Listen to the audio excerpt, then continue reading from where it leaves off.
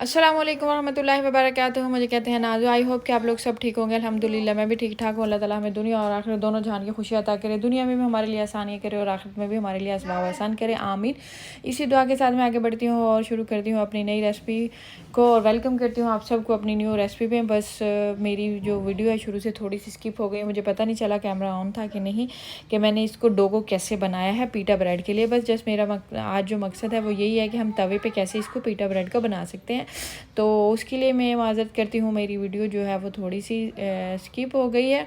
मुझे पता नहीं चला कैमरा ऑन था कि नहीं। अच्छा, इसको मैंने 1 घंटे के लिए रेस किया है, या 1 घंटे के लिए मैंने ऑलमोस्ट इसको रेस किया है। उसके बाद मैंने इसके पेड़े बना लिए हैं और सिंपल मैं इसको तवे के ऊपर जो है वो पीटा ब्रेड बना रही हूँ। यहाँ मैंने छोटी छोटी सी रोटियाँ बेल ली हैं। रोटियाँ बेलने के बाद मैंने तवे के ऊपर इसको डाल दिया है और इसको बाद में मैं सेक लूँगी।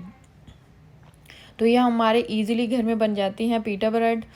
हम शवारमे के लिए भी इस्तेमाल कर सकते हैं और वैसे भी हम खा सकते हैं इसको किसी चिकन बारबेक्यू से, ग्रिल वगैरह से हम घर में इजीली बना सकते हैं।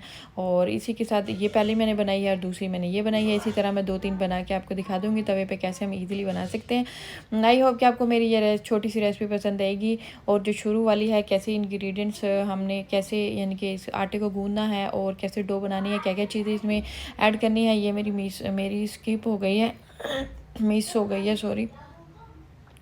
तो ये जो है वो मैं इंशाल्लाह नेक्स्ट टाइम में आपको, ये देखिए ये कितनी ज़बरदस्त हमारी पीटा ब्रेड बनी है सेकंड वाली। अच्छा जी, अभी बस ये मैंने 2-3 ही बनाई हैं, बाकी जो है ये रेडी हो चुकी है तवे पे इजीली। इसी के साथ मैं अपनी वीडियो का इख्तिताम करती हूँ और दुआओं की दरख्वास्त करती हूँ। अस्सलाम वालेकुम वरहमतुल्लाहि वबरकातुहू।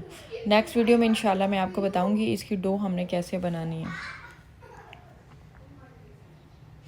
हम इसका पिज़्ज़ा वगैरह बनाने के लिए भी हम इसको इस्तेमाल कर सकते हैं। थोड़ा सा बना के हम इसको थोड़ा सा कच्चा रख के इसके ऊपर पिज़्ज़ा भी बना सकते हैं। अस्सलाम वालेकुम।